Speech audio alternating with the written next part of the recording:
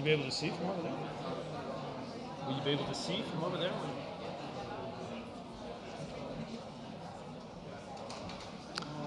All right.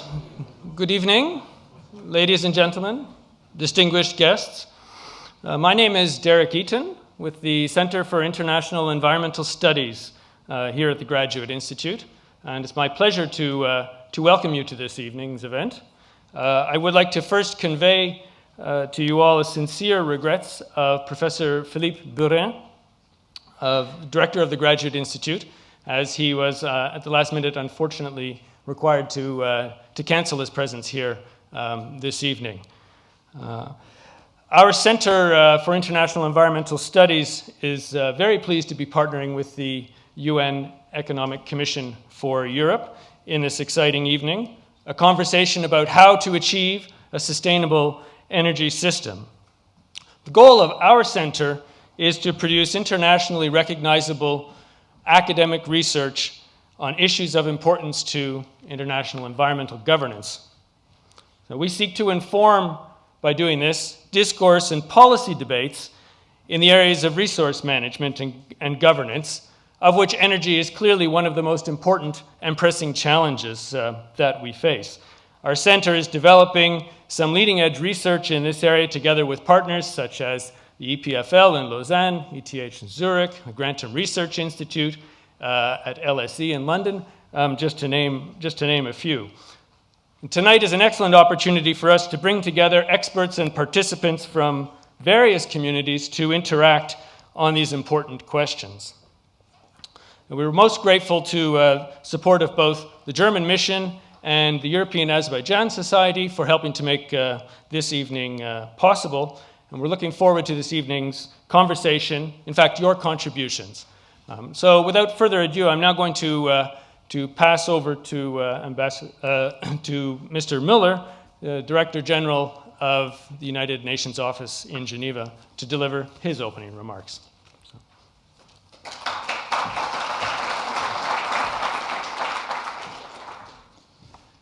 Thank you. Good evening, everyone, dear friends. Thank you very much for the opportunity to be here as part of UNECE Sustainable Energy Week, which takes place during the 23rd session of the Committee on Sustainable Energy. And a warm thank you to David Hone, all the panelists, and all of you taking part in this inaugural event. The diversity of the speakers really demonstrates the incredible richness and also the convening power of International Geneva. This is not only Energy Week, it's also the first ever Geneva Peace Week, so it's quite a busy week for us. Our good colleagues here at the Graduate Institute are also partners in our Geneva Peace Week, and thank you very much for that. Having Energy Week and Peace Week at the same time is an interesting combination. Not just because it's clear that energy supplies and access to sustainable energy is a potential geopolitical fault line and an area that can lead to tension and instability. But more than that, it is really a good example of the breadth of the topics that are addressed here in International Geneva, and also the unique possibility we have to build bridges across communities of practice to find more creative and inclusive solutions. This is an asset which is not always fully recognized, and one which we need to make the value of our work and its direct impact better known and understood. And this is what is at the heart of the International Perception Change projects that I have initiated, and which by now has more than 50 partners. And I'm glad that both the UNECE and the Graduate Institute are part of this project. Our aim is to ensure that the work here, not just of the United Nations, but of all the actors together, is recognized and supported, not for its own sake, but to make sure that it can continue to benefit people across the world. There is no doubt that the energy-related work here is part of that particular value added of International Geneva. The Geneva-based energy and climate community is large, including organizations like the United Nations and its different bodies, the private sector, the Intergovernmental Panel on Climate Change, the World Meteorological Organization, CERN, very important educational institutions such as the one we are in today, and so forth. The UNECE, of course, plays a particularly critical role with the Committee on Sustainable Energy at the center. It's a very clear example of the far-reaching and global impact of so much of the work that takes place in this city. The UNECE has been a driving force within the United Nations on the sustainable energy agenda. This work will only take on added significance as we move forward towards the implementation of the post-2015 development agenda that is to be agreed next year. Energy is necessary to support human activity in every aspect. An energy system can only be truly sustainable if it embraces all the elements: financial, economic, socially acceptable, and environmental. And can we do this alone? Certainly not. We need to reach out and work with stakeholders in business, in academia, in science, in civil society more broadly, just as we need to across the United Nations agenda. Working with the Geneva Graduate Institute provides us with new ideas, just as it allows us to touch base with a younger generation and bring insights, fresh insights. I see regular exchanges with the Geneva-based community and with all of you as a key part of the International Geneva Project, Perception Change Project, and I look forward to following the developments of the Geneva Energy Conversations and, more importantly, the action that must follow those conversations. Thank you very much.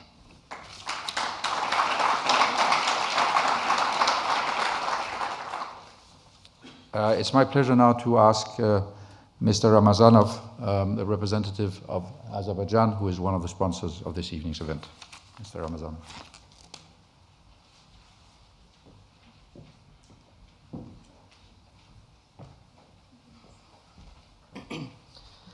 Well, dear ladies and gentlemen, I'm really delighted to be here, and I'm really happy to see so many persons are interested in these topics and to come over here to ask their questions. I would like to welcome each of you here. Well, I know that you have a lot of questions to ask, so that's why I'm going to make a really short speech. Well, Azerbaijan, you know, is a rapidly growing country and rapidly developing. And however, today Azerbaijan stands shoulder to shoulder to the developed countries and trying to make its positive impacts toward fruitful development all around the world and for the sustainable development and issues related to the climate change, etc. And my presence here and also the sponsorship of the CIES one more time shows the Azerbaijan's position that it does and will do its positive impacts toward the issues that we're going to cover today. Well, thank you very much for attending this event, and I would like to pass the floor to His Excellency, the Ambassador. The floor is yours, please.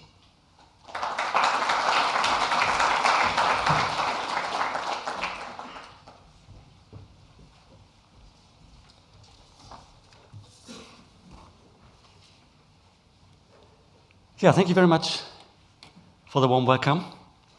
It is my pleasure to speak to you on behalf of the German UN mission, which is one of the co-sponsors of the event. What we are experiencing together tonight is called an energy conversation, and it is my hope, of course, that it will turn out to be also an energetic and an energizing conversation. And it takes place within the Sustainable Energy Week of the UNECE, which is why my remarks will concentrate on the energy side of our larger topic, namely the genie and the 2 degrees goal, as it is written on the board here. To set the scene, as I am supposed to do, let me start with a truism. Energy is necessary to support all kinds of human activity, from transport to industry, housing, agriculture, education, or health, anything that you can think of in a modern society. But the way the world produces and uses energy is not sustainable. So for us, talking about energy is talking about sustainable energy, and that is to talk about renewable energies, how to produce them, how to use them, how to use them wisely. In response, in Germany, we have embarked on what in German is called the Energiewende. I wonder whether this ever becomes one of the words that remains untranslated in the English language, the Energiewende. Namely, the effort to change our energy supply and demand approach drastically over the past decade with good results, and also at a high cost for German industry and citizens. Yes, we all pay for this. In 6 years, 30% of domestic power generation should come from renewables, and in 2030, which is just a few years away, it should be 50%. We are on track, despite the challenges that come with it. 380,000 people work within that sector already now in the fields of research, production, system planning, and installation, and there's potential for many more. We have gained good experience in supporting and developing technology and increased the uptake of renewable energy throughout the country, becoming, on the way, a quoted example of technology leadership in the world. I think we have demonstrated that innovative energy technologies can be developed and that there is a market for these technologies. We have also learned that redirecting an energy system to a sustainable outcome, or to be a little more modest, towards a more sustainable outcome, is a tremendous challenge. It requires technology, it requires willingness, energy, so to speak, in a different form, and it requires, yes, a lot of money. We have also learned that everything in energy is connected. Each and every technology and stakeholder group is affected, can contribute, and therefore has a role to play in an integrated way. Cities, industries, academia, research, small consumers, young people, future generations, everyone integrating their needs for energy with network, transport, health, environment, and other systems. Now, there are, of course, two ways of reacting to that enormous kind of complexity. One is simply to give up because little can be done due to the interconnectedness of things. The other is to get to work because little can be done. If the end result is made up of so many different small elements, it may indeed be easier to isolate them, go for the small pieces, and address them separately but in tandem. This is what we have tried to do. To us, it seems that we have no longer a knowledge problem, we have an implementation problem. Ladies and gentlemen, this is more or less where my notes end. But those of you who have listened will have noted that what I've said was mostly about changing the way how we produce energy, about replacing one type of energy, the unsustainable one, with the other that renews itself, energy that is available indefinitely. Our main topic tonight, however, is a lot bigger than that, and it goes, I'm afraid, far beyond questions of what sources of energy we should exploit. So allow me to add some private, non-scripted thoughts. The question how to stick to the 2 degrees goal, how to keep this ambitious goal from eroding, goes far beyond the question of which type of energy we use and how we can expand the share of renewable energy. We have to look beyond the how to use more sustainable energy and ask ourselves, why do we use energy in the first place? That is a question about our concept of efficiency in the production of goods and services and their marketing on a global scale. It is about costs. What is the true price for production of any unit of about anything, and who is really paying for it? It is about our own insatiable longing for comfort and convenience, all these little machines that make our lives easier, including these ones. It is about our concept of mobility, which in turn determines where we live and work, where we go for leisure or for business. It is about the commodification of time and the 24/7 mentality that everything has to be available to everyone at any time. What we call the sleep mode of most of our electronic devices is a euphemism because the machine actually does not sleep. It is running if we do not turn it off in the sense of really off. So let's apply this observation also to our modern societies at large. What does it mean if we get first accustomed to the idea and later insist on it that ever larger parts of modern society are on a permanent standby all the time? These and many more questions one could raise are only partly technological questions. Some of them are deeply cultural questions about how we want to live as individuals and as societies. Some are about what it means to be developed, what it means to be modern in the 21st century. Some of them are about future generations. All of them, however, are about the choices we make every day and are thus deeply political. To discuss these issues, I cannot imagine a better place than the Graduate Institute, which is why we gladly joined the UNECE and the others to sponsor this event. And I thank everyone who was involved in preparing it. Now turning to the lead question on how we get the genie back in the bottle. If we can't convince him, or maybe her, to behave, I think there are 2 ways of moving forward. One, you can provide incentives so that the genie gets back in the bottle voluntarily, or you break the bottle and build a new one. But I will now gladly leave that question to answer to David Hone and Scott Foster. Thank you very much and have a good evening.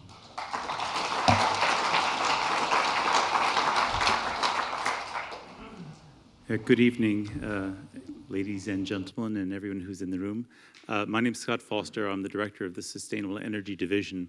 I had a few remarks that I was going to make, but they've been pretty well covered by the speakers so far, so I won't go on too long. We are having our Sustainable Energy Week this week, So just up the road, we've got the Committee on Sustainable Energy having a lot of discussions exactly on these issues.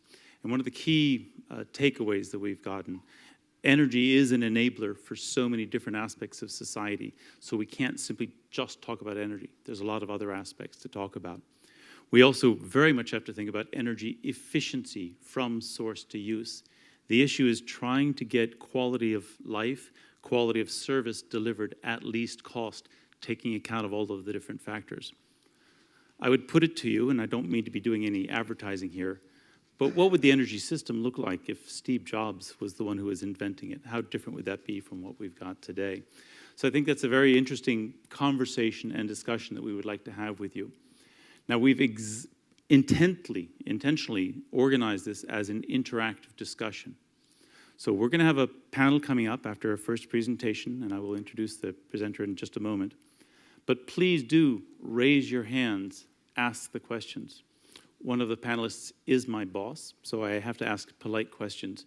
You don't have that constraint, so please do ask hard questions. I would like to add my own thanks to Germany and to the European Azerbaijan Society for the sponsorship tonight. It wouldn't have been possible without them, so thank you very much. I would also like to add thanks very much to the Graduate Institute. I mean, what a fantastic environment, what a fantastic team. So it's been a pleasure so far. And as we have said, this is the first one. If we do it as well as we hope we will do it, this will be the first of many. We want to have other conversations on other themes going forward. Now, I won't be reading out bios in any detail because they can be downloaded. We've prepared a downloadable file that if you want to find out who the panelists are in more detail, you're welcome to go to the site and find it. But I would like to add also thanks especially to David Hone, who has joined us especially for this discussion tonight. David will be our keynote speaker on putting the genie back. 2 degrees will be harder than we think. I might add that one of the comments that was made today in the discussions was that right now we're on a track for 6 degrees. So we've got a long way to go before we get to actually this 2-degree discussion. I'm looking very much forward to the presentation. So I won't, with any further ado, turn it over to David. He's been with Shell for 24 years. As I said, pardon me? 34. There's a typo on my page here. My apologies. I made you 10 years younger than you really are. He's been in very many different positions throughout Shell, but he's actually the chairman of the International Emissions Trading Association, IETA, from 2011 to 2013, and has his own energy and climate change blog. He's just written the book, which has the same title. Let me turn it over to you, David. Thank you very much.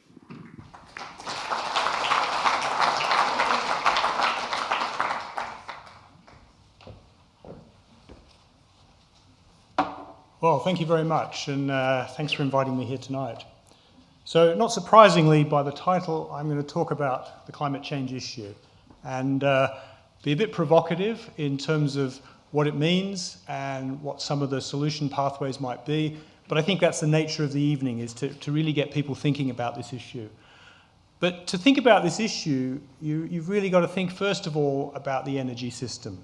And so we'll start here. So this is a ton of CO2. This is what it would look like if you could have a ton of CO2 in the park and the people looking at it at standard temperature and pressure.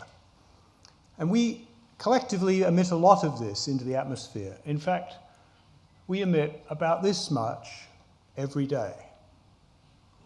And there's another view of it. This is how much CO2 we're adding to the atmosphere every single day.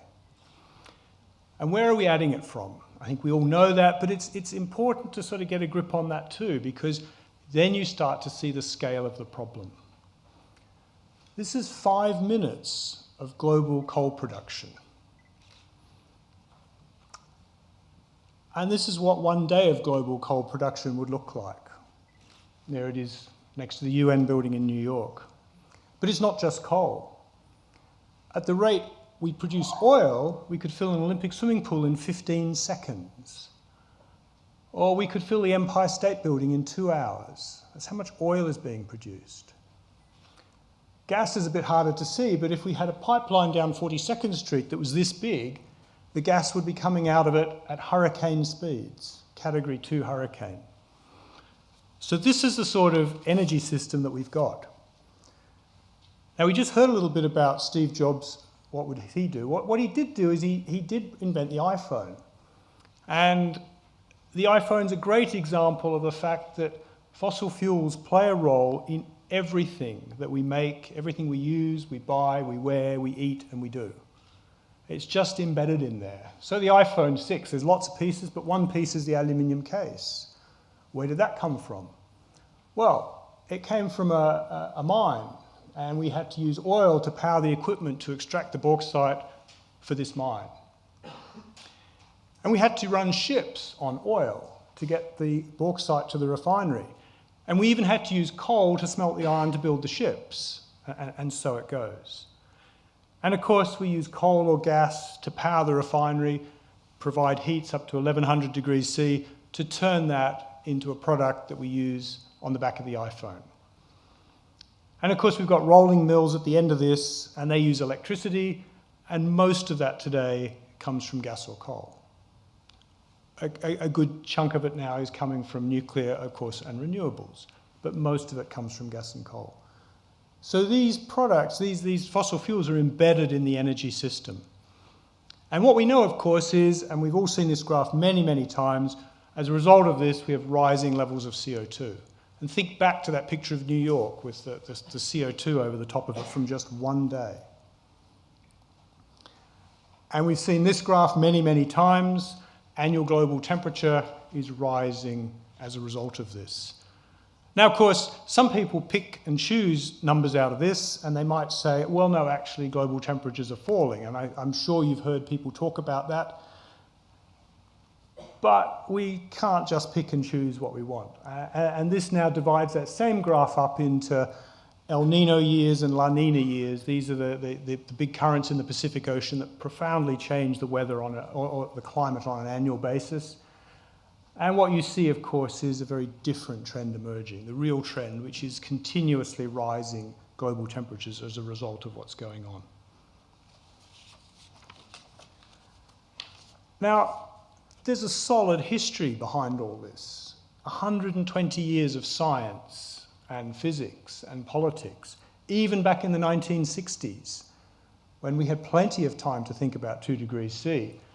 Here we have a letter that went from the Chair on Environmental Quality in the White House, signed by Lyndon Johnson, which talks about the role of CO2 in climate change. And we shouldn't be surprised by all this. Yet some people are. It's just physics and chemistry. And if you open up a book on atmospheric chemistry, you'll see a whole raft of equations, all of which apply to many, many things that happen in everyday life that tell us why the atmosphere is warming as a result of putting more CO2 into it. And more recently, and particularly in the Intergovernmental Panel on Climate Change, the fifth assessment report that's been rolling out over the last 12 months, there's been a much stronger association, not just with temperature and the amount of CO2 we emit, but temperature that we will eventually get to, peak warming, and the total amount of CO2 that we emit, the cumulative amount of CO2 over time. That is the key driving factor. Not the amount that we emit today, not the amount that we emit this year, it's the total amount over all time that we emit, say over the 500-year period from the beginning of the Industrial Revolution up to when we might finally be completely on a different energy system. And what we know is that this is shifting the climate.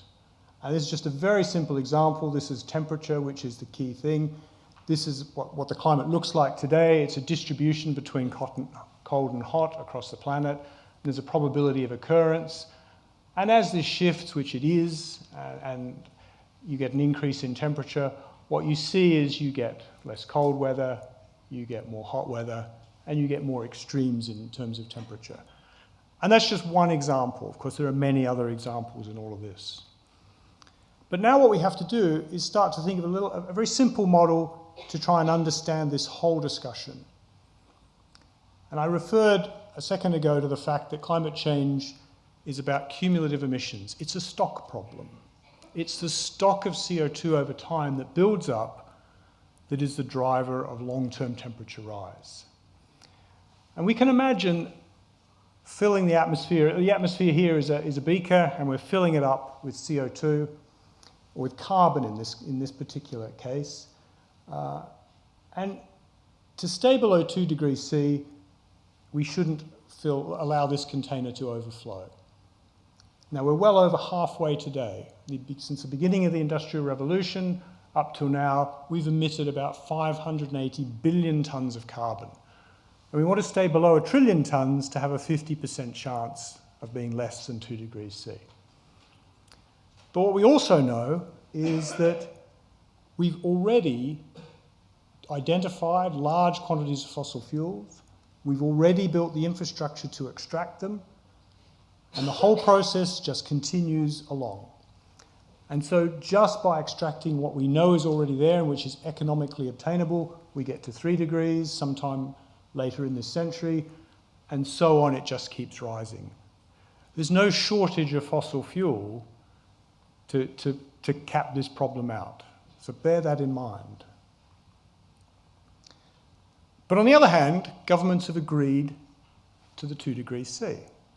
That was agreed at the Conference of the Parties in Cancun after the Copenhagen summit back in 2009. And this was the piece of text that they agreed to. And it doesn't say a lot really, but it's got the 2 degrees C. What's not clear from it though, exactly what does it mean by, what do we mean by 2 degrees C? Because it has a lot of different meanings. And it's important perhaps to go back to our little analogy. And we said that this is 2 degrees C. And this is 2 degrees C with a 50-50 chance. So it's a distribution of outcomes. The 50-50 chance is when you limit the total amount of carbon emitted to the atmosphere over time to 1 trillion tons. But if you wanted a better chance, then this is 2 degrees C. And if you weren't quite so worried, you want to take a bit more risk, then this is also 2 degrees C. So none of that was really defined by the UN, but I think at least for the sake of this discussion, we're going to talk about the 1 trillion tons. And so we come back to that, and we come back to our 1 trillion tons, and we think about, well, how much fossil fuel can we extract? Is it this much? It's about 420 billion tons of carbon. At the current rate of emission, that's 40 years of energy use. But at the business as usual rate, which is increasing, it's 25 years. So we've got 25 years to sort this out, potentially, or at least to start drastically slowing down so that this amount that's left can do us out till we've completely solved the problem. But there's a bit of a problem here.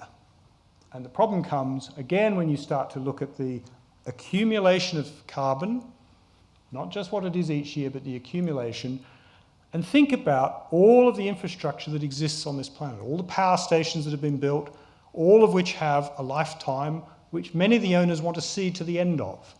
All of the motor cars, all of the industrial facilities that make the iPhones and all the other things that we do. And you can start to add up just what we've built and think about what it means. So here's the coal-fired power stations that are already sitting here, already running, and the owners will want to run them until they're done with. There's vehicles, there's gas-fired power stations, a few other small ones, there's industry, and that I think is probably the minimum future lock-in that we might be looking at. That's the minimum that we might get away with. And of course that already, if you think back to the previous picture, passes the 80-20, so we're already past that. But this process is still going. It's still accelerating. And if you look back just a few months ago at The Economist, here is a tender for 8 gigawatts of coal-fired power stations in India. There was just one tender on one day in The Economist. When they build that, it will generate the same amount of electricity as all the wind and solar that's been built in India so far. And India has plans for hundreds more of these. The other dilemma is that the rate at which new technologies can come in and new energy technologies can take the place of the coal and the gas and the oil has limits as well. Historically, all of these things have grown at exponential rates for a number of years until they reach about 1% of the energy system. And then they tend to plateau out to some level at which they sit nicely in terms of economic return. So we don't know exactly where wind and solar are going to end up now, but at the moment they're on this sort of early exponential growth rate. But even that, from the point at which they start to the point at which they reach materiality, 1% of the energy system, takes 30 years. And we're nearly at that point with wind and solar. So we're a little bit between a rock and a hard place in terms of the 2 degrees C. And it's also worth picking apart the 2 degrees C. Why do we want to be there? And perhaps this is a simple way. This is a chart that comes from MIT. And this is where we might be if we do nothing. So we do absolutely nothing. We end up at 5 degrees C as a middle point. And this is at the end of the century. And there's some distribution of outcomes. If the climate sensitivity is low, there's a very, very small chance that we'll still be between 2 and 3 degrees. Equally, there's quite a long tail where we could be at 6, 7, even 8 degrees C.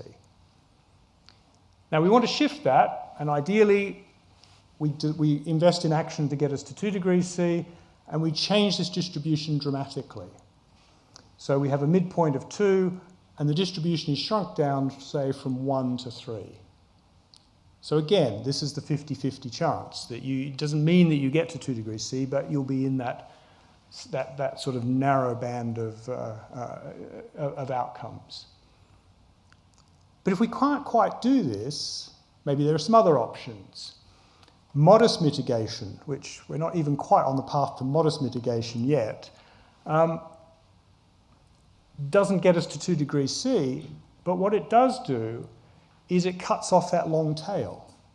So it drastically changes the risk profile of what might actually happen. And so here you see a risk profile that goes from 2 to 5 with modest mitigation. And progressively, as we head back up towards the 2 degrees C, we narrow that risk profile and importantly, we cut more and more of this long tail of really what could be climactic events out of the system, simply by taking initially moderate action, but then progressively more action. And whether we like it or not, we're probably going to have to think about this type of chart, because we're not today on the 2 degrees C pathway, but perhaps a modest mitigation pathway does serve us to some extent. So let's start thinking about mitigation. And there's lots of people thinking about mitigation. Here's a guy who's worried about climate change. And what's his first reaction? Well, he should reduce his CO2. CO2 comes from fossil fuel use. It costs me money, so I should use less. I'll help my bottom line, or energy efficiency, and maybe I'll build some wind turbines. That'll be a good thing to do. So off he goes, and that's what he does.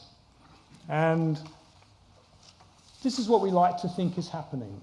We install more renewable energy, we improve the efficiency, and we imagine that it backs out fossil fuel reduction and we get a net drop in global emissions.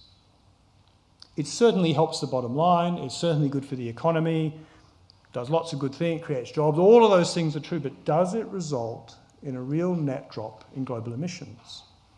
Possibly not. What we might see is that as this changes, as we back that out, the whole system just rearranges itself. The supply gets routed somewhere else, we become all the more efficient, efficiency drives more energy use creates more demand creates more fossil fuel, it allows more resources to be tapped into, and the problem gets worse. And so this is the sort of dilemma that we're faced with in the energy system. And why do we think like this? Why have we come to the conclusion that this is the way forward? And I gave this some thought, and if you go back into a lot of the literature, you come to this guy, very clever Japanese economist back in the 90s, and he came up with something called the Kaya identity, which many people may have heard of. And he says that CO2 emissions, and you can see all these terms cancel out, so you get CO2 equals CO2, but it's effectively population times development times efficiency times the energy source, the CO2 per energy. And it's very difficult to talk about population management And it's equally difficult to talk about limiting development or limiting GDP. So we end up and we say, well, it must be efficiency and the energy source. And therefore, if we improve efficiency, in other words, energy per GDP drops and CO2 per energy drops, then we must lower CO2 emissions, and therefore that must be the solution to the problem. But is it? And that's the question we're really faced with. Is this the solution to the problem? So let me just talk about energy efficiency, because that's one of the dilemmas that we're faced with. And this is a chart which says at a certain price of energy, probably set by the non-fossil fuel system, you have a line that says at a certain price you extract a certain resource. At a certain price of energy, you'll build a certain amount of infrastructure to extract a certain amount of carbon from the ground and commit it to the atmosphere. That's what we do. That is what is happening fundamentally in the energy system. Now, if we make our whole supply chain more efficient and we make the use of that energy more efficient at the same price, we go to a different line. And what happens is at point B, same price of energy, we end up extracting even more fossil resource. And so we make the problem potentially worse because of the way efficiency rebounds in the economy. Not just on the individual thing that we made more efficient, but on the macroeconomy itself. And a good example is efficiency-driven energy use. We talk a lot about LEDs. And LEDs, there's no doubt they're more efficient. And they're certainly more efficient when we light entire cities with them now, and entire buildings. And we turn all our paper billboards into giant LED screens. And so it goes. This is a giant LED screen. Could be sitting outside with advertisements on it instead of a paper one. Uses energy all the time that it's on. So I think that we have to revisit this CIES identity and think about what is it that's really driving this entire system. And this is really the equation that we need to be thinking about. The temperature rise is the climate sensitivity multiplied by the resource base, which is enormous, multiplied by some function of the energy price minus the cost of extraction. As we build infrastructure, we just commit to more temperature rise. And so the energy price minus the extraction cost is the real driver, because the resource base, I can assure you, is enormous. And so, of course, the energy price can be affected by things like renewable energy, but don't underestimate how quickly the extraction costs can come down as the system becomes more and more efficient. And don't underestimate how low the extraction costs can be once the infrastructure for extraction is already built. Now, the poor guy that built it might go bankrupt in the process, but the kit is still there, churning away, extracting. And so somebody else buys it from the administrators of the first guy, and it just keeps on going. And it goes and it goes and it goes. And we see this all over the world in the energy system today. So I would argue that the only thing that changes all this is by inserting another term into this equation, which is the carbon price. So maybe this is a different way of looking at the carbon price than you've seen before. Comes back to the same answer, but it's critical that this is embedded into the energy system. It's no good just having a carbon price in one place, because that just results in the rearrangement that you saw before. It has to be everywhere. And it has to be everywhere very quickly. Now, the thing here is that as the carbon price gets higher and higher, eventually that right-hand side of the equation goes to zero and the whole thing stops. But in the process, of course, we've already seen that we need a lot of this energy. And in fact, even if we build all of the energy system up very quickly, so by the end of the century we have zero demand for fossil fuel, and this is what we're left with, there's our fossil fuel, and we try and use all of that and squeeze it into the space that we've got left. What happens?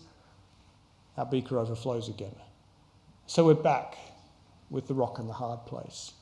And so something else has to come into this equation to help solve this.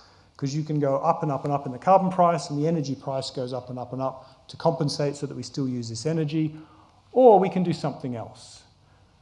And that something else is to start removing the CO2 and putting it back, the carbon, and putting it back where we found. And this is what carbon capture and storage is all about. And this is one of the critical pieces of the puzzle that has to fall into place over the coming years. It's very different. It's not like, you don't get rearranging with carbon capture and storage. There is no geographical or temporal shifting. A ton of CO2, a ton of fossil fuel used and the carbon put back, that's a ton done with. And it's built with existing mature technologies. So we can build this today, and they are being built in a very few locations, but built very successfully already. And the climate issue is only resolved when one thing happens, when we get to net zero emissions. That's what has to happen. And so there's only two things that get you there. We either stop using fossil fuels, or when we use them, we capture and store the CO2. And there is nothing in between those two. Now, I come from Shell, and we're a big scenario company. Our recent scenarios, which do get to net zero emissions by the end of this century, whether you're on a very strong renewable pathway, which is the blue line, or whether you're on a fossil fuel line, both of them end up having large-scale implementation of carbon capture and storage. And this is the picture that shows where you get to. What we haven't cracked yet is a scenario that does all this even faster than you can possibly imagine and locks in and gets us to the 2 degrees C. But it does at least show that this problem can be resolved at some level during this century. We can chop off that long risk tail that we're running. We have two scenarios. The mountains scenario, which is very early and very rapid adoption of carbon capture and storage, ends up looking something like this. That's sort of like the 2080 picture that I showed you before. And the ocean scenario, which is a solar scenario, but the carbon capture and storage comes much later, actually ends up with a higher cumulative emissions, which points to the fact that you've got to somehow pick the best of these two scenarios and land in the middle. And that's a challenge. The recent Intergovernmental Panel on Climate Change report indicated that if you don't do carbon capture and storage, you end up with prohibitive costs. And it's this number here, the 138 in the middle here.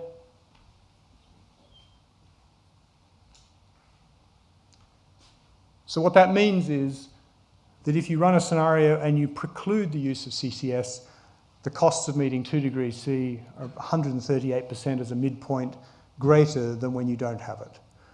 And that comes back to those pictures earlier, which is the only way of doing that is by not using the fossil fuels, which incurs a huge economic penalty because you can't fill the gap fast enough with everything else, which is where this high figure comes from. So let me finish off. This is all about scaling up. And this is a picture of a Liberty ship being launched during the Second World War. And in less than 3 years, Liberty ship capacity in the US increased by a factor of 10. Now, this is just one example. It's a great example. Everybody loves this example, but it happened. And I thought about this. Well, what if we equated Liberty ships with wind turbines? So if the USA built Liberty turbines at the same rate as it built the ships in 1943-44, it could easily meet a 200 gigawatt wind capacity objective of the early 2020s. And we're way off the track for that at the moment. We're about at 70 at the moment, and the build rate is not nearly fast enough to get to this type of goal. But it could if you were building them at the rate of Liberty ships. And I said that a Liberty ship was like 2 5-megawatt turbines. You can argue that, but nevertheless, it's about the same amount of steel. And imagine if we could scale up carbon capture and storage at the rate we're building liquid natural gas facilities. So Shell and many other companies are just putting up liquid natural gas facilities faster than you can imagine all around the world. And this is just one bit, a little tiny piece of the global economy. If we could build CCS at that rate, starting today, a difficult one. By the 2030, we could be storing 700 million tons per annum of CO2. That is meaningful. That starts to make a difference. That starts to get us to an emissions reduction as opposed to just endless emissions increasing. So where are we? We're looking down the road to Paris. And to be honest, the signs that we've passed aren't that great. We were all excited about Kyoto. Look, it had all the right things. It talked about carbon pricing, it talked about carbon capture and storage, it talked about big reductions in 50 years. What do? Didn't work. We headed to Europe. And we had a European program in 2003. We were going to have CCS up and running in 10 years, 12 years. Didn't happen. So we got to Copenhagen and we said, oh, well, we'll just try our best, if you feel like it. And now we're heading to Paris. We've started the door talking about carbon pricing again. It's really good. It was one subject that came out of the blue and surprised everybody at the UN Climate Summit back in September. It's back on the agenda. CCS is still not visible. And where's the global deal? Well, who knows? The road's going this way. The real global deal is still over there in the distance. So we've got a hell of a challenge to get there. But we can, if we really think about this problem and think about what's driving it and think about what's necessary to change it. So because I work for Shell, I have to put this up. My apologies. And finally, if you're interested in this story and the whole thing, here's some suggested reading. Thank you very much.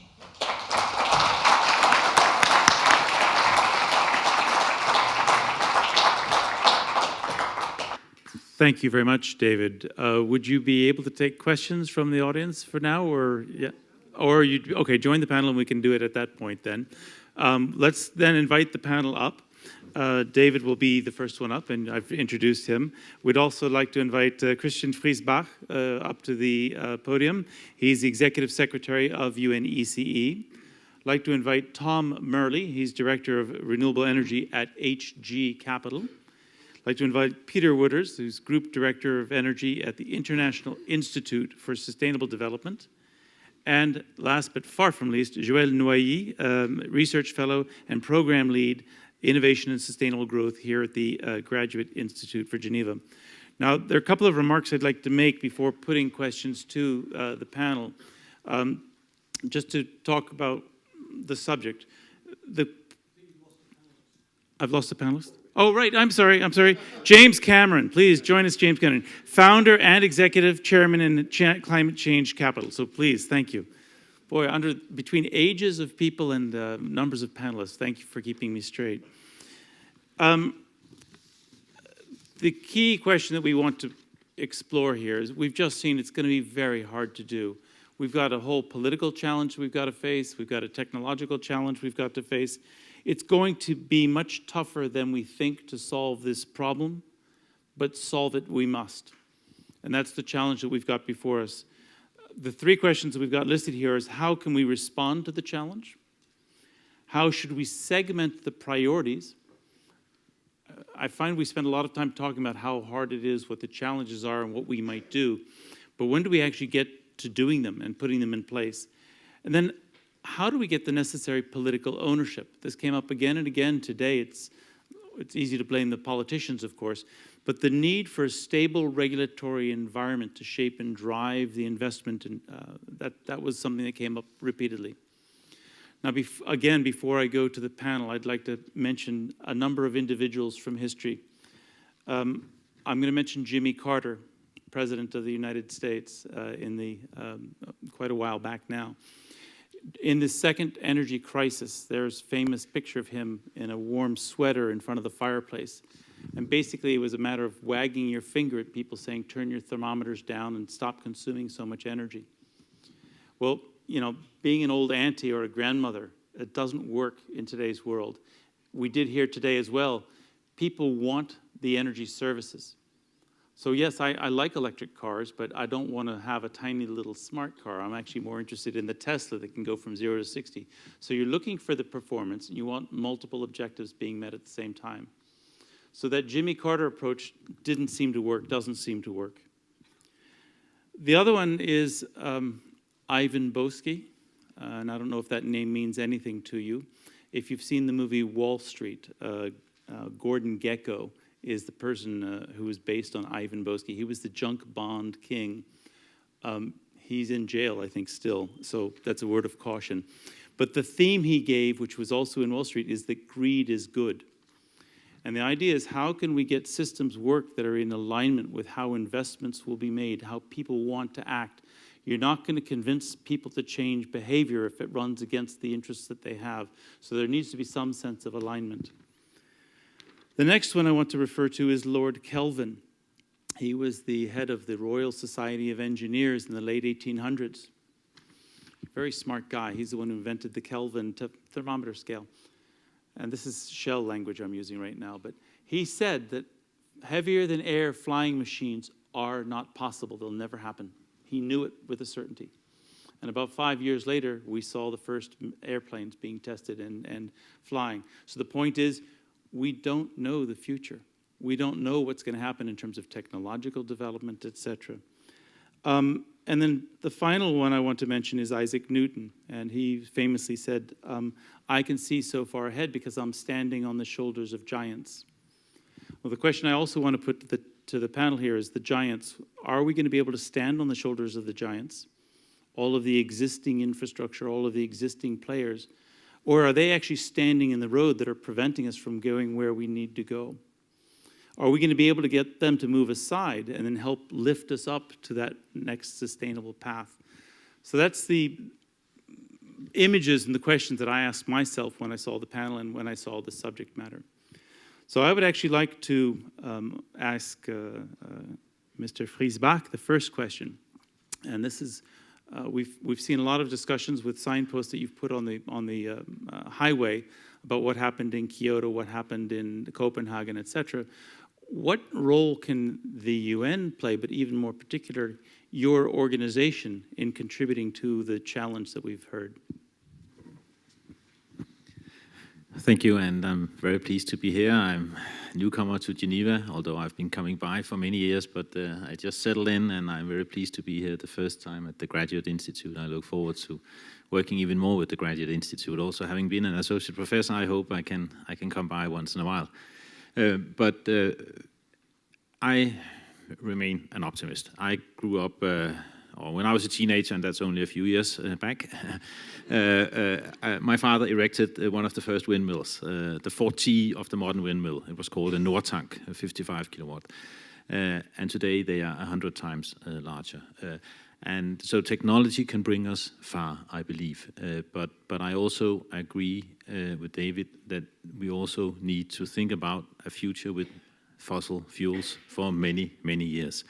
UNECE has just produced, and that's a response to David's intervention also, the first recommendations to UNFCCC on carbon capture, usage and storage, which is the right terminology now, in order to boost the standards and the technology that can allow us to do exactly what you said.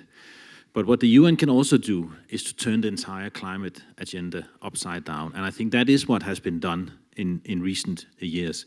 Because the discussions we had on quotas and constraints and restrictions since Kyoto and all the way up to Copenhagen, and I was there in Copenhagen, I'm a Dane, and I was sitting there watching it, the total breakdown of the climate discussions in Copenhagen. And it was a disaster. The expectations were right up there, and it became a disaster. And that's where the discussion on restrictions and quotas and constraints ran into a wall. And since then, the UN has tried to turn it upside down and turn it into a discussion about green growth, a discussion about how this agenda can be.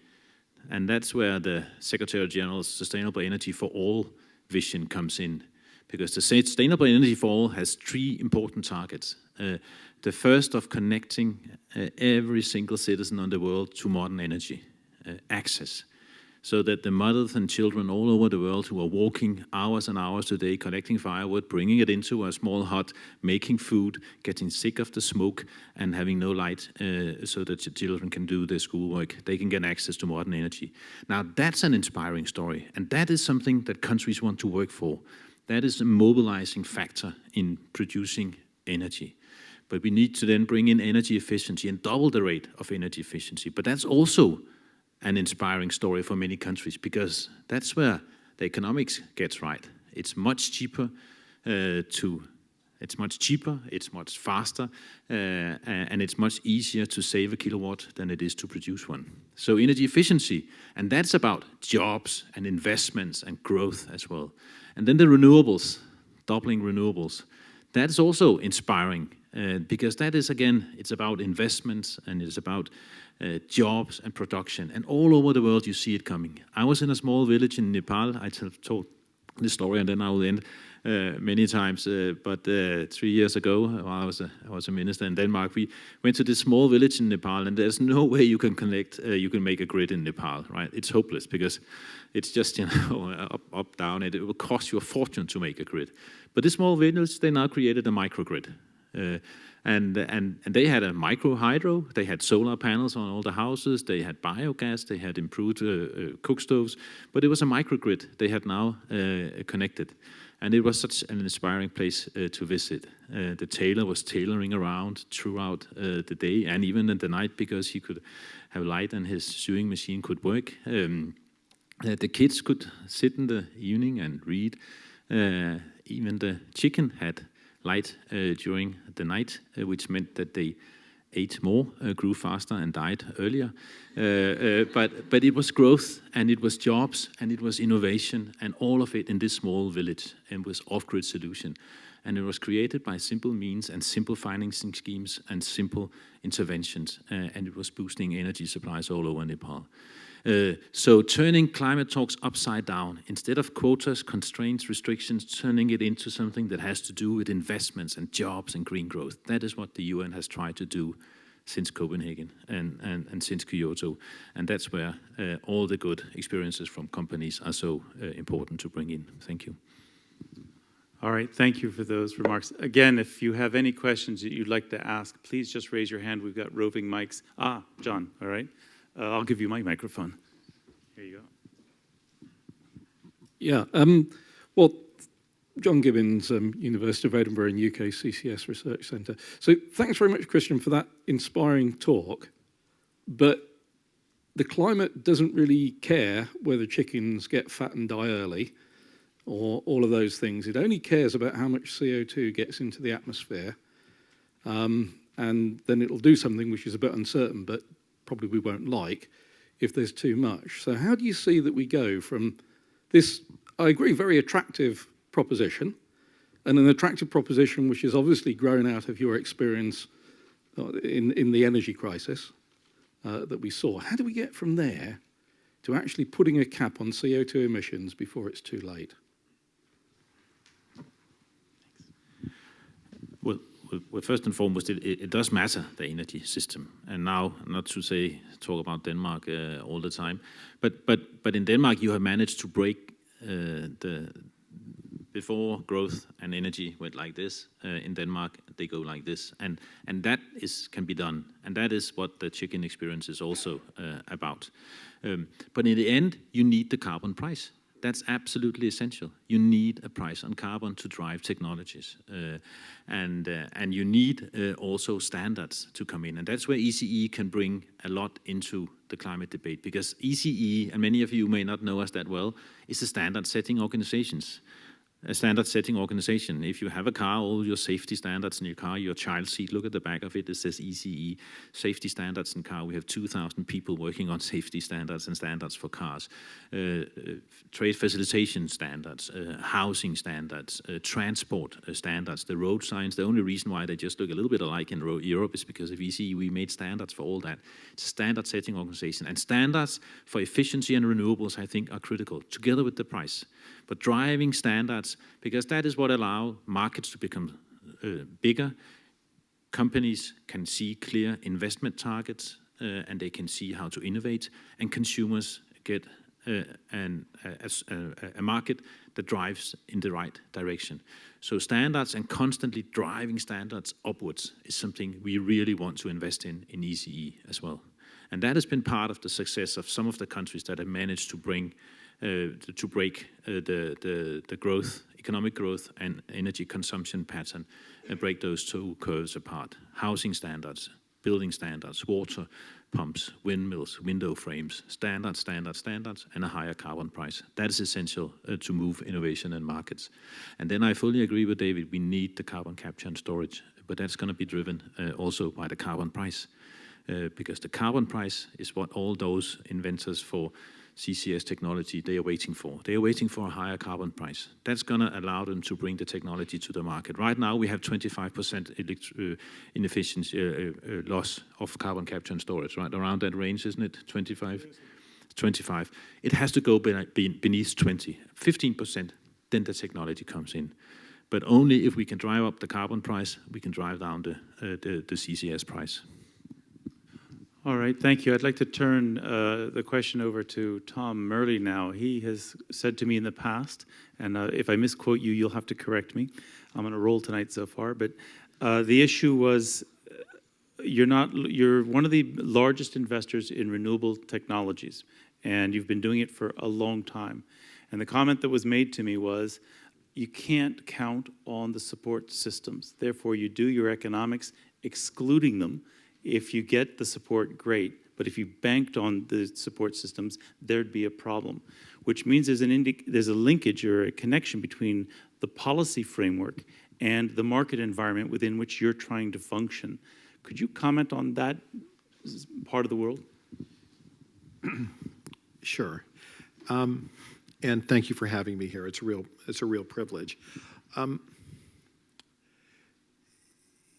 Thinking about how we get there and part of the policy world, and one of the lessons I'm going to have, and I'm only going to divert for a second, is we need to change the tone of the debate.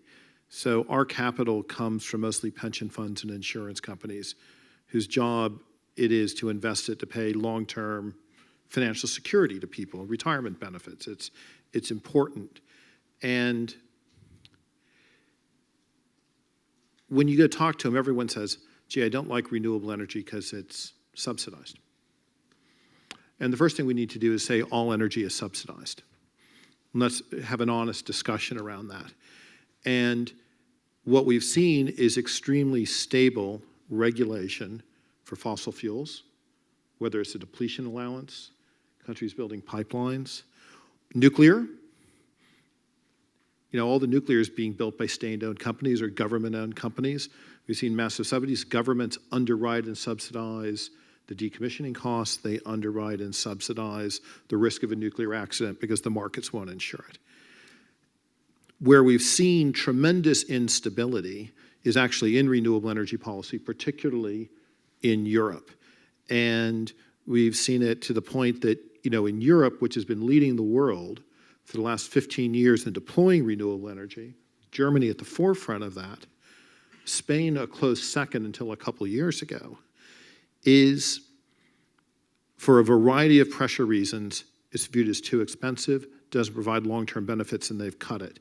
And this is everyone's nightmare in investing in infrastructure, is that if you put up the wind farm and you need 20 years to get your money back out of it, because that's what it takes, what happens if they cut off the subsidy in the middle? And it's because of this we have seen in Europe with the macroeconomic crisis a massive fall since 2011, almost 30% per year reduction in investment in EU renewable energy projects. 30% a year, from leading the world to falling away, and it's getting worse. And this year is no exception. And that's because basically you're down in Europe to only a handful of countries that investors feel comfortable in investing in, because the worst thing they can do is put their money to work and lose it. And I'm going to be very real. We put 200 million in Spanish renewables.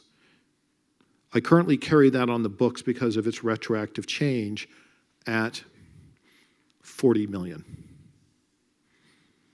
My investors are sitting on 160 million loss. And we're just a small bit of it. There's about 10 billion of institutional capital invested in Spanish renewables, which is probably being carried at about 3 or 4 billion total cost. And this is what we need to do. The financial community wants to invest in this. The big institutions actually get it, that if we don't avert climate change, all their other investments are no good. If a pension fund is invested in a lot of resorts, in the Caribbean, and we have, a meter of sea level rise, those investments are worthless. If we don't find a way to do carbon capture and storage, and a lot of people invested in carbon in the ground. The people that hold Shell shares are mostly pension funds and insurance companies. If that carbon, if we can't find a way to extract it, if we take that carbon and leave it in the ground, those shares are going to have less value. We need to find a way, because we're going to be relying on carbon for a long time. We need to find a way to preserve that value. And so investors actually get that if we don't find a way to solve the carbon problem, their ability to meet their long-term obligations to pensioners and retirees is going to be impaired across the entire investment spectrum. And this is why the stability, the belief in the system is absolutely so critical, because the capital's there. In the 10 years I've been investing in European renewable energy, institutional equity investment has gone from 400 million a year in 2004 to almost 5 billion this year. Overall investment was down, but the institutions want to invest in this, but they got to believe in it. It would be double that number if we didn't have the regulatory problems. All right, thank you. That's quite clear. Again, any hand that goes up will get the microphone. So if you've got a burning question, please ask away. Robert, there's a microphone approaching you from behind. I think we're starting to bring up the elephant in the room, and it's actually about the price of energy. And while we've got at least $500 billion of subsidies on fossil fuels and subsidies on electricity, we've got a huge amount of uncertainty in place there. Frankly, I look at what Germany's putting into renewable, into feed-in tariffs, and I say, well, maybe they're just redressing subsidies out there, and an elevated price and elevated cost to consumers must be incentivizing more energy efficiency. I think these things all go around, but at one level, we'd get the clarity I think you're asking for if we stripped away the subsidies, started stripping away some of the feed-in tariffs, and just had some real prices reflected through the system. I think getting the fundamental price right, reflecting the real costs of supply through to all decision makers in the value chain around energy, makes a lot more sense than trying to make adjustments with second order prices like climate prices, carbon prices. And can we have some comments from the group on that? What really would change price drivers in this whole sector? Actually, an excellent segue to Peter, because your institute is very much involved in looking at subsidies and market efficiency. Obviously, you can respond to the larger question about how do we transform the system, but it's about subsidies and it's about market efficiency. Would you like to comment on that?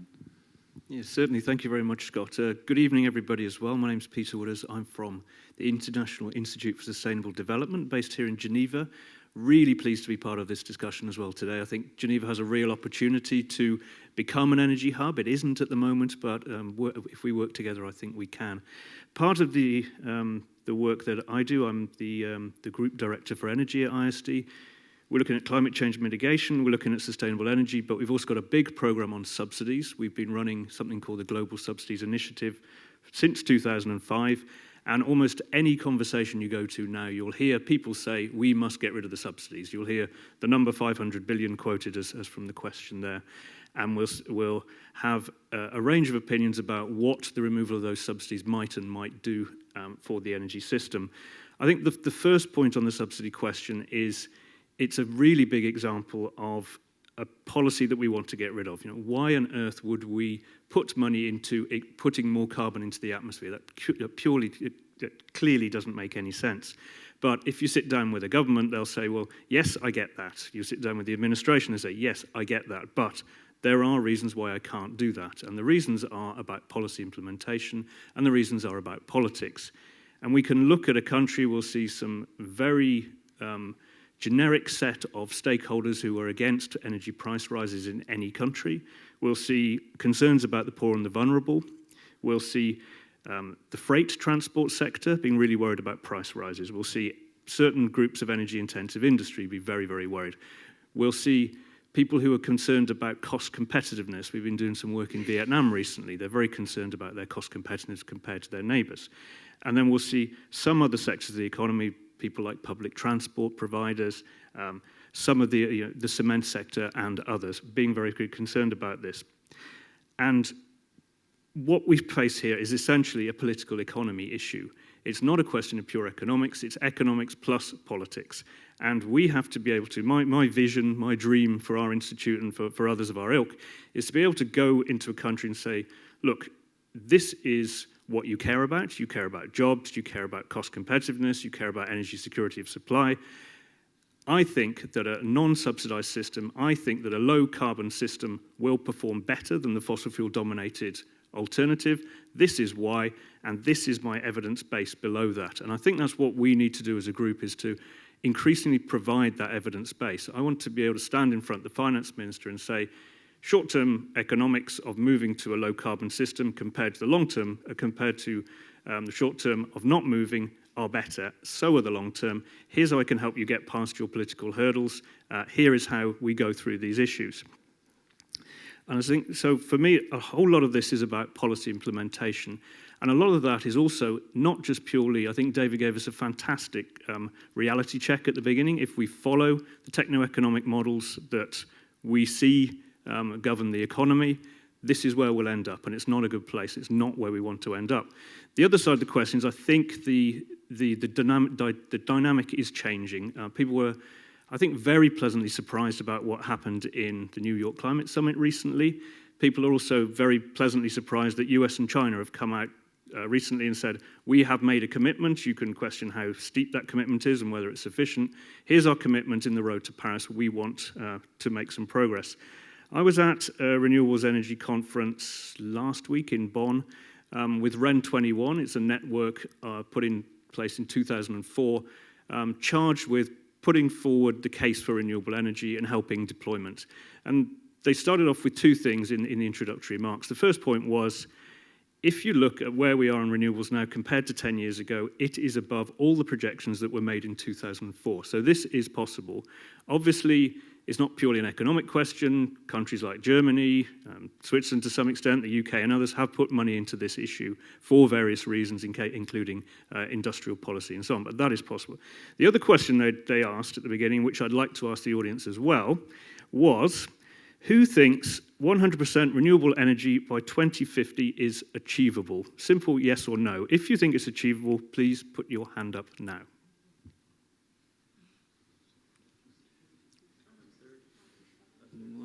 Okay, so we've got about a quarter thinking it's achievable here. Funnily enough, at REN21, it was about 75%. But again, they also made the point as well, and I think this shows that there is a change in this dynamic and a change in the feeling. That, again, if you'd asked that question 5 years ago or so, people would just have laughed at you. So the debate is changing, the debate is moving. And I think, going back to what's behind this is a fundamental realization as well that when we're looking for these sort of safe investments that the pension funds want and the stable regulations, we're not going to find them with fossil fuels either. Fossil fuel prices are becoming volatile. Fossil fuel policy is becoming volatile. When we think of the subsidies on fossil fuel use and on the upstream subsidies on fossil fuel extraction and production, and also on the non-internalized cost of all the pollution there, this isn't a good investment either. And I think there is a growing movement at the moment, led by some of the foundations in the US, some of the more advocacy-based NGOs, that now is a good time to really get on the case of coal and some of the other fossil fuels as well, and just sort of say, look, investor, this isn't good for you either, so don't do that either. Let's push against the fossil fuel, let's think about the renewable alternative as well, stabilize the regulatory as well, think about policy implementation, the politics there, help the governments get through that. So I must admit, my glass is not quite half full, but in my head, the glass, I think, is very, very full here. And I think there is an opportunity to bend the curve away from the sort of the techno-economic reality check that David started us with at the beginning. Thank you for that. Actually, the whole technology acceleration does make us all optimists, I think, on this stage. Speaking of technology development and innovation, we heard a lot of stories today in the committee meeting, and you saw an enormous amount of creativity, a lot of developments that just coming out of unexpected places. So the question is, we want to encourage, we want to enable, we want to channel innovation. And what's the most effective way for that to be done? Do you have any views on that, Joël? Yeah, good evening, everyone. First of all, I'm an economist. I work here at the Center for International Environmental Studies at the Graduate Institute. And my academic work is mainly focused on, indeed, on green growth and issues of innovation and diffusion of green technologies. So I would like to give some economic insights on technological transitions when we think about R&D. One of the issues that has been pointed out by economists is also the issue of technological lock-in. So the fact simply that we have accumulated so much knowledge in fossil fuel technologies, for instance, that it's very profitable to continue doing so. So for a company like Shell, of course, there's so much knowledge and a whole history of patents in drilling and extraction technologies that it's very profitable for those firms to continue on doing so. So economists have looked at this issue of technological lock-in, which is even before, the infrastructure lock-in that you were mentioning as well in your talk. So, and how to deal with that? How can we try to direct technological change away from that lock-in towards more radically new technologies? So some of the solutions that have been pointed out are indeed, that in fact, the problem that arises is that there's another externality being created here, that you're having this path dependency in innovation, this technological lock-in, that you need to solve next to the environmental externality, simply the fact that you don't have a price on pollution. So economists also came with the idea that actually you should put a lot of clean R&D subsidies, move away R&D away from fossil fuels towards, for instance, more renewable energy. Okay, so that would be one solution on top of carbon pricing as well, that you put a lot of effort and commitment into clean R&D. We ourselves here at the center did some research on this issue of technological lock-in, looking at how it differs across firms.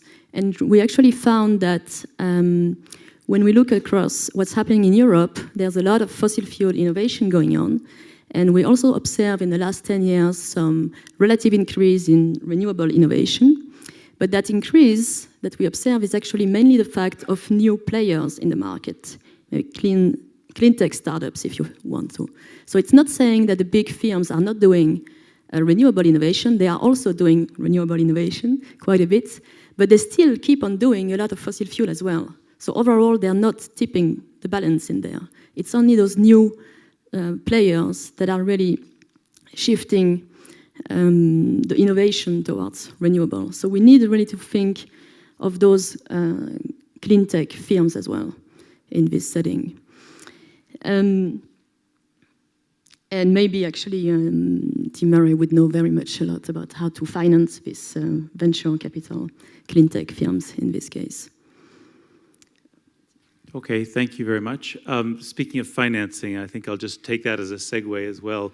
I understand that there's timing constraints that I just heard about, so I apologize for waiting till the end, but you gave a very eloquent wrap-up this afternoon for the committee in terms of how do we get to where we need to go from an investment, and how do you motivate those investments to occur, and where does it need to go? Would you like to go back to that? Well, thank you very much. Thank you for asking me. Wonderful to be in this institution, in this audience. And thank you, David, very much for your brilliant presentation. Great graphics. You know, I'll be trying to borrow a few of those, I think. So in sum, and because you've had such good presentations, it's easy for me to do this. There's no doubt that a price signal, a value signal, because it doesn't always have to be in the same form everywhere in the world. Ideally, you would have a nice, transferable, tradable, harmonized global carbon price. We did try and create it, but we haven't succeeded yet. But you can also value carbon. You can value carbon with R&D strategies. You can value carbon with your planning regulation. You can value it with your building standards. You can value it with white goods standards. You can do it in 100 different ways. It's just a question of trying. And everybody can do that everywhere in their own way. We've seen what happens when you send a price signal out. The market responds very fast. And one of the reasons why we sadly don't have a very effectively functioning market right now is because we oversupplied. We actually delivered too much too quickly, and the system wasn't designed well enough to be able to cope with that. So we know that works, that will affect investment. It has to be a real economy signal, not something that's purely voluntary. It's got to cut through lots of decision-making every day. For all those people who don't care, not interested, don't think you've got anything to do with the environment, but they're still making decisions that deliver you the public good of reducing greenhouse gas emissions. Number one. Number two, Tom's absolutely right. There's plenty of capital in this world that is looking for the kind of returns that are achievable in the transformation that we must make, in the infrastructure that we must build, in the infrastructure we must remake. And now that we know some of the consequences of climate change, you only have to look at what New York and New Jersey have done post-Hurricane Sandy. They are not building back the same infrastructure. They're building different infrastructure, having learnt. Okay, so that means that we have to learn how to build different infrastructure. And if we're going to build different infrastructure, we can build it clean. We can build it in a more integrated form. And that's a very large capital deployment, and it can invoke many decision makers in many parts of the world, and it's essentially a positive investment for the environment. The next thing is we have to invest in innovation. We haven't got all of the answers. There's all sorts of things we don't know that we can do to solve this problem, but we do have to take risk. So we need risk capital in all parts of the world. We won't get all of the answers from brilliant institutions like this. There'll be an equivalent in Beijing and Bangalore and Addis Ababa. But we have to have risk capital to take good ideas and convert them into practice. I was really struck by the Liberty ships picture, because it's a great visual. Where is that happening right now? Well, actually, I think it is happening in China. I think if you go and speak to the top Chinese energy companies, including the ones that are private, like HgCapital, for example, they're building massive capacity in solar. So much you can't quite figure out where it's going to go right now. And it's not very good if you happen to have investments in solar businesses in Europe like we do. It's been a killer for some very nice thin-film German companies that we invested in. But the plain fact is they are doing Liberty ships in energy. And they're going to test out almost every type of technology that we think might be a solution at scale. They will drive the price down, and we'll learn from it. And then finally, let me just assess how to respond to the sheer scale of David's presentation. Daunting. My sense is that we have so many options to do the transformation economically that it's proper to be optimistic. But I also sense that we're probably going to need some jolts, some shocks, in order to do what is necessary. You wouldn't wish that, but my sense is you probably will. That might be what's required to shift political opinion. We probably will have to do quite a bit of carbon capture and storage. I personally don't think that will be driven by a carbon price, even though theoretically it ought to be, because the price that you would need is so great that it will free up all sorts of other investments at a much lower cost. But I still think we're going to have to do it. So we're going to have some combination of a price signal and some other liberty to ship type, or some commitment from public bodies to deploy public money. But I can see hundreds of other technologies that are in the same direction. They're carbon capture and reuse technologies. They're efficiency gains in all of the industrial sectors that usually complain about carbon pricing, but actually where you could have enormous gains if you were more efficient. And they're in the alternatives. So we don't often mention alternative materials, the material science, when we talk about climate change or environmental investment. But if you can take weight out of the economy, weight out of moving goods and services around the place, that's an environmental investment, and we're having tremendous innovation in that area. If you look at the biological sciences where biology is the driver rather than physics or chemistry, there's a long way to go to figure out what we could do in the biological sciences as a substitute even for liquid fuels. So I think we shouldn't underestimate our capacity to innovate our way out of this problem, that it's essentially an optimistic agenda notwithstanding the scale of the risk, and that if you're an investor, you wouldn't want to bet against that innovation. All right, thank you for that remark. I want to be slightly fly in the soup because we're all kind of optimistic and positive, but I want to come back. There's a country, I can't remember which one it is, where there's a lot of politicians who actually don't believe in the science of climate change. I don't understand. And how are we going to get the kinds of commitments that we need if people don't believe? There has to be movement. We're in the process of cooking our planet. And yet if the objective is 2050 or 2040 and people are elected for 4 years or 8 years, we're not getting the segmentation and a buy-in for the stability over the long run. And yet all of the policies that you've described with a fantastic presentation, there needs to be continuity, at least acceptance and buy-in somehow. And it's not clear how that will be delivered if people are fighting for tomorrow's vote. Do you have any comment or reaction on that, or is that too dangerous for zone for you?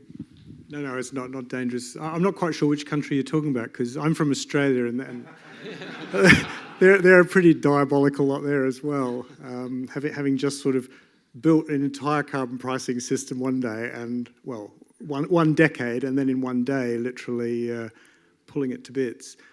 And I think that, that's really a troubling aspect of the political scene, is that, we all live in democracies, and it's very easy to vote into power, a government that can actually change all that. And I think that's one aspect. My own view is that we're going to have, this is probably going to be solved by politically in a counterfactual basis, that the unexpected, that it's going to be the Republican side of politics in the US that solves this, as it will be, because you wouldn't expect them to. It almost has to. And the example I was talking to someone the other day about was that in Australia, back in the I think it was late 80s, early 90s, they introduced, effectively took away your right to a permanent old age pension. And of course, it wasn't the right side of politics that did that. It was the left side of politics that did it. It was the one that you wouldn't expect, the counterintuitive, the counterintuitive you wouldn't expect to do. I don't think that's an answer, but I think, that side of politics, I think, will get the shock, and then we'll just act. And maybe that's one way forward, but it's a very difficult problem. And I think what I've heard along the panel is, lots of inspiring and interesting things, but I still don't think there's enough focus on the core problem, which is the CO2 emissions.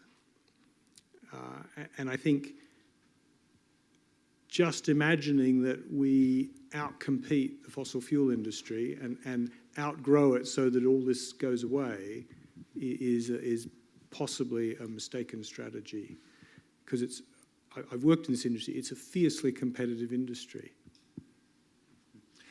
There are actually lots of questions that could be asked. I do realize that we're getting towards the end of our assigned time. All right, well, 2 questions and then we have to stop. There are 2 in the middle here, because getting questions from the audience is fantastic. Hi, I'm Dunja Krause from the United Nations Research Institute for Social Development here in Geneva, and I would like to ask the panel, first of all, thank you for your insightful comments. I would like to ask you to go back a little bit to the very insightful remarks that Ambassador Fitschen made at the beginning on the question of who's actually paying the price. If we keep talking about carbon capture and storage and all these technologies, which are probably leading us to maybe a 50-50 chance of 2 degrees, we still keep being in a very unsustainable world. So I just want to re-raise the question of maybe don't we have to break the bottle and build a new one to really reach like not only 2 degrees, but also sustainable 2 degrees? Who wants to take that? Oh, you want to ask the other question as well? Okay. Let's take both questions and we'll respond to them. Yes, thank you very much. I'm Helmut Lubbers. I'm a sustainable development scientist. And I would like to make 2 tiny remarks and then ask my question, which is about finance. My remarks are the following. I thank you, Mr. David Hohn, very much for your presentation, because you proved in a couple of slides, the first 7 slides, that it's absolutely impossible to operate this world as it is without fossil fuels. And I'm also a mechanical engineer, and my understanding of how it all fits together, like you explained so very well, is that it is not possible to count with technology to change all that. Then secondly, all of you forget the ceteris paribus condition for real science, which is you assume that all other conditions will remain the same. Well, the other conditions are not going to remain the same, which is biodiversity, pollution, potable water, food, space, and then the effects of climate change, which are coming and which cannot be stopped. Then what you have forgotten is the energetic return on energetic investment, which was 100 years ago at 99-1, and now we are approximately debatable at 20-1. And when we are at 5-1, we have passed the point to do any sort of growth, because all that we can then get out of the fossil energies is maintaining the present structures. And technology innovation is a fairy tale. And when I hear you saying sustainable growth and green growth, well, dear ladies and gentlemen, I'm past the age of fairy tales. And carbon storage and capture is a huge fairy tale. Don't count on it. Now my question. There is a movement out there about divestment. People tell us we have to get out of all these bad people who furnish the fossil fuels. We have to invest our money in other things. My reaction to that is that it won't work, and it won't influence the Shell and what you have, because they do have the technology, they do have the knowledge, they do have the physical structures to continue working as you do, which we need, by the way, to have all this around us. And my question is divestment necessary? Is it possible? I don't think it's necessary, but it won't influence anything, because you don't depend on the investment of the people who run the casino of the banking system and the stock exchange. So that's the question. I would like to ask it. I would like to reply on the question, not a reaction to the other comments, because I know those comments already. Okay, we are towards the end. Which do you want to respond to? Win? Take the divestment, because it's. You guys want the divestment? Well, who wants the question about do we need to break the bottle? Question. You would like that one? All right, please go ahead. Go on, you go. You want the divestment first? I'll take the divestment is actually very interesting, and it's very real. I grew up in Southern California, and 2 people I went to school with from kindergarten, and one is a Tea Partier who's a climate change denier and a very influential blogger, and he really bothers me. But he's very good at what he did. We did debate team together in high school. The other one, who is the smartest of us all, is an investor in California. He chairs the investment committee of his university, Pitzer College, one of the Claremont colleges, which is one of the first ones to do a divestment. And Don's always smarter than I was, and I talked to him about this just a couple weeks ago. And the view isn't necessarily about changing behavior, although it might. The view is, in the long run, we're going to get to a place where somehow carbon is going to be limited. And carbon-free investments or low-carbon investments are going to outperform carbon investments. And when you're the trustee of a university, you're not looking about changing Shell's behavior, saying, how am I going to fund education out of the investment fund I have to run this university for the next 50 years? And he's taking a bet that one way or another, carbon is going to be a liability in his investment portfolio 50 years from now. And it's not about changing behavior, it's about preserving capital for that university and making money so we can keep the tuition for the students low and offer the education. That's his perspective. Really interesting. Shall continue to operate Let's let the panel respond. So the first thing is that, of course, Shell depends upon that investment flow. Of course, no, they absolutely do. Believe me. Of course they do. Every day they sit at the top end of an index, and money pours into them through these investors, and so it absolutely matters whether or not that flow is directed away from them. Of course, they are it's a well-managed company, and they have reserves, and they have investments that are in the ground, and so they'll look after themselves for quite some time yet, even if it won't happen, even if everybody divested tomorrow. So you're not right, but it's not the point. The fact is that what matters is the allocation of capital and the allocation away from risk towards opportunity, and as Thomas says, the assessment of asset and liability. That's what matters. And in between, the opportunity cost of switching from one to t'other.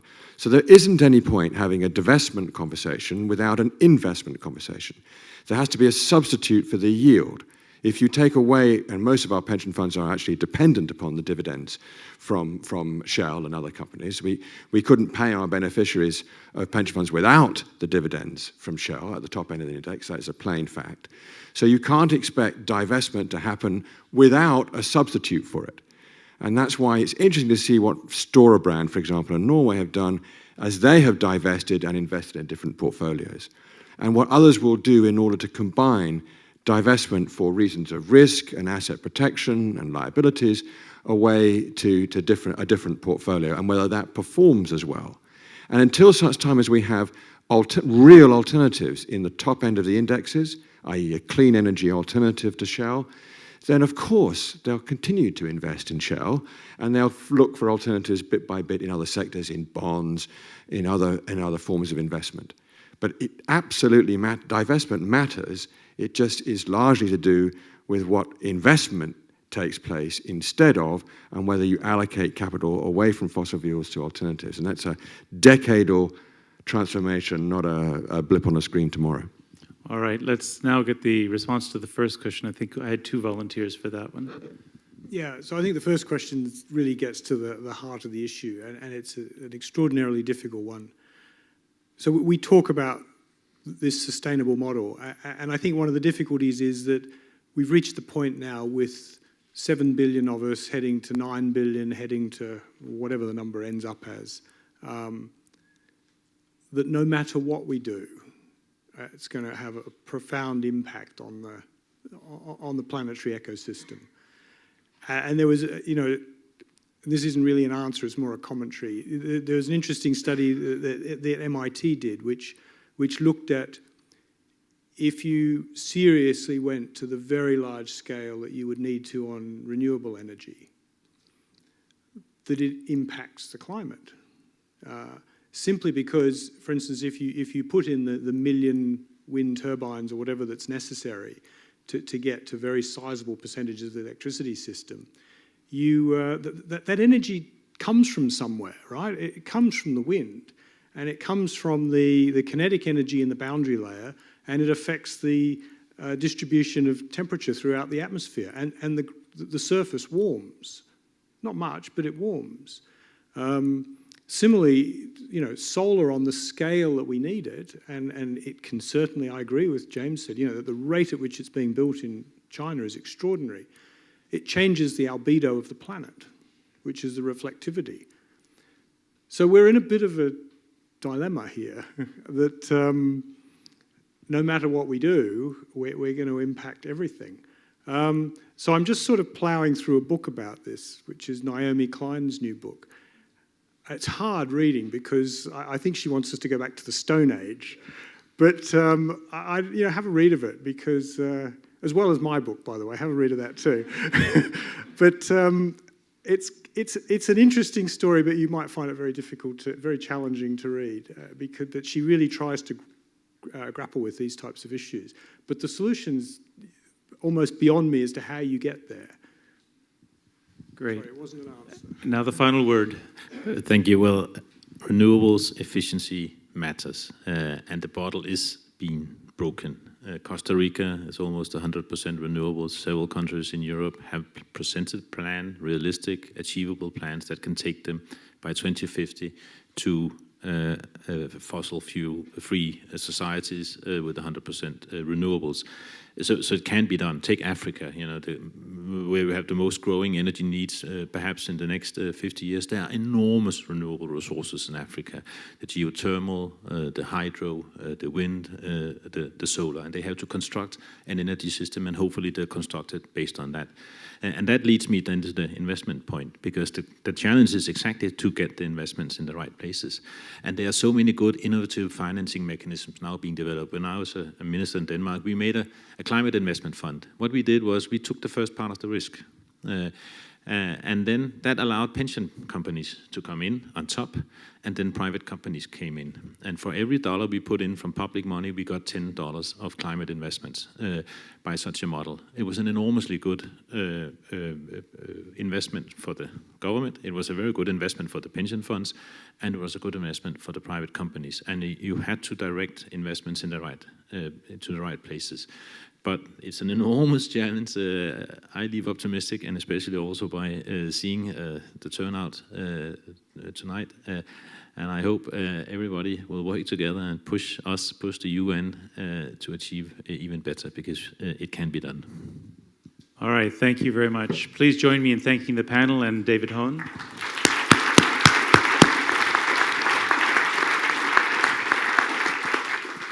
I would like to thank all of you for joining us this evening. The time has come to draw to a close. I would like to again thank Germany and the European Azerbaijan Society for their sponsorship, the fantastic support from the Graduate Institute. I would also like to thank the Audiovisual, who's done a very excellent job supporting us.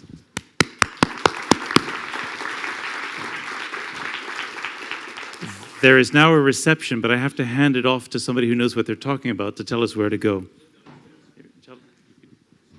So there's a reception just up the stairs in the what appears to be the lobby of the main building. So please join us, and thank you very much for attending this evening. Thank you. Good. Thanks a lot.